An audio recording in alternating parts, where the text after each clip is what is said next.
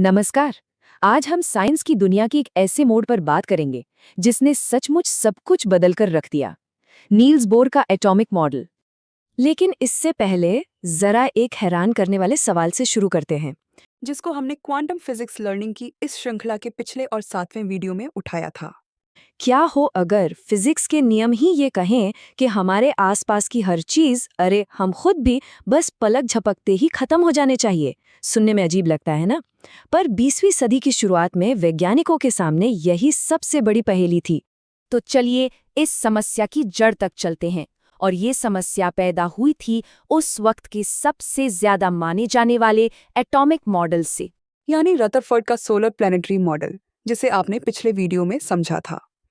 तो एक तरफ तो एक बड़ा सीधा साधा अच्छा सा आइडिया था कि एटम जो है वो एक छोटे से सोलर सिस्टम जैसा है। बीच में एक न्यूक्लियस मतलब सूरज, और उसके चारों ओर चक्कर काटते इलेक्ट्रॉन यानी कि प्लैनेट्स। सुनने में कितना सही लगता है। लेकिन दूसरी तरफ थी एक कड़वी सच्चाई जो फिजिक्स के पक्के नियमों पर आधारित थी। मैक्सवेल के इलेक्ट्रोमैग्नेटिज्म के नियम कहते थे कि कोई भी घूमता हुआ चार्ज्ड पार्टिकल, जैसे कि हमारा इलेक्ट्रॉन, वो लगातार एनर्जी छोड़ेगा रेडिएशन के रूप में। और इसका सीधा सा मतलब था कि इलेक्ट्रॉन अपनी एनर्जी खोएगा, धीमा होगा और घूमते घूमते सीधा न्यूक्लियस में जा गिरेगा। और ये सब होगा लगभग फौरन। तो अब देखिए दुविधा कितनी बड़ी थी। हम सब जानते हैं कि चीजें स्थिर होती हैं, एटम असल में होते हैं, लेकिन हमारी साइंस की सबसे बेहतरीन थ्योरीज चिल्ला चिल्ला कर कह रही थी कि ऐसा हो ही नहीं सकता। साइंस को एक नए हीरो की जरूरत थी, एक ऐसे नए आइडिया की जो इस उलझन को सुलझा सके। और वो हीरो आ रहे एक ऐसे इंसान के रूप में जिसके बारे में किसी ने सोचा नहीं था। नील्स बोर, डेनमार्क के एक नौजवान हिम्मत वाले फिजिसिस्ट। वो रदरफोर्ड के स्टूडेंट थे, तो उन्हें एटम के सोलर सिस्टम वाले मॉडल की कमियां अच्छे से पता थीं और उनमें नियमों को दोबारा लिखने की हिम्मत थी। तो बोर का सीक्रेट वेपन क्या था? ये था एक जबरदस्त आइडिया जिसे कहते हैं क्वांटाइजेशन।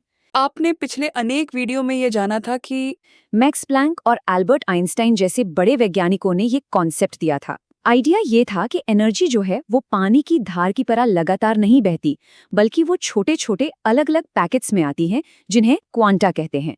बोर ने बस इसी आइडिया को उठाया और उसे एटम पर लागू कर दी।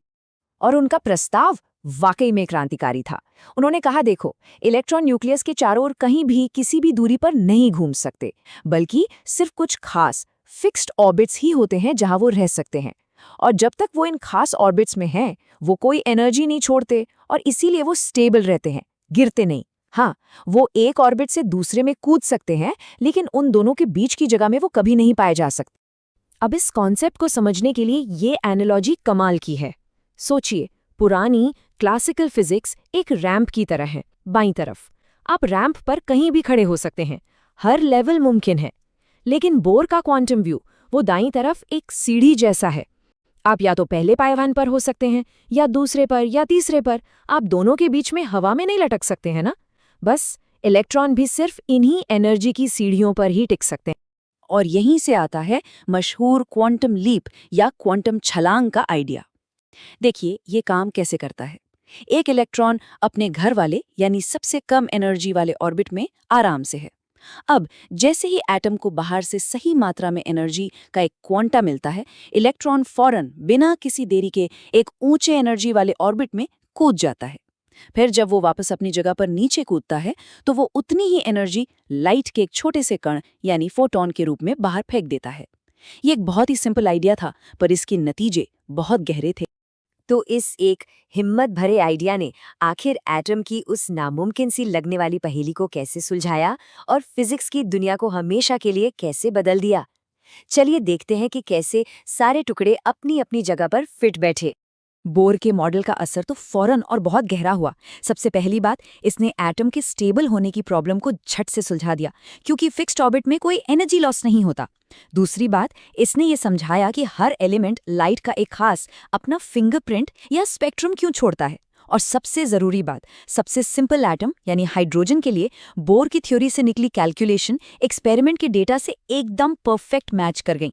सालों से वैज्ञानिक इस बात से हैरान थे कि हाइड्रोजन गैस से जो रोशनी निकलती है, उसमें वो अजीब सी अलग अलग लाइनें क्यों दिखती हैं।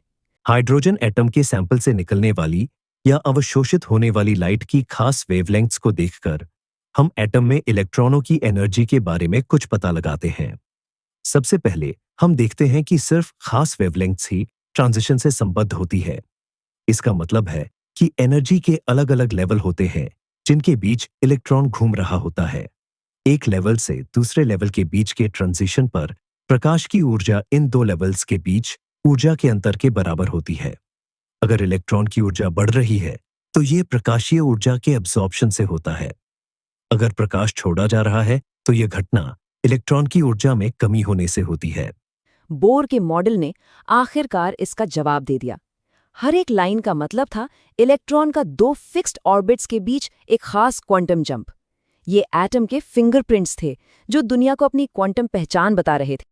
तो असली बात ये है, बोर ने सिर्फ कोई एक इक्वेशन ठीक नहीं की थी, उन्होंने हकीकत को देखने का हमारा पूरा नजरिया ही बदल दिया। हम एक ऐसी दुनिया से निकलकर जो पूरी तरह प्रिडिक्टेबल थी, घड़ी की तरह चलती थी, एक नई अजीब सी दुनिया में आ गए जहां सब कुछ क्वांटम था, जहां चीजें लगातार नहीं बदलती थीं बल्कि छलांगे मारती थीं।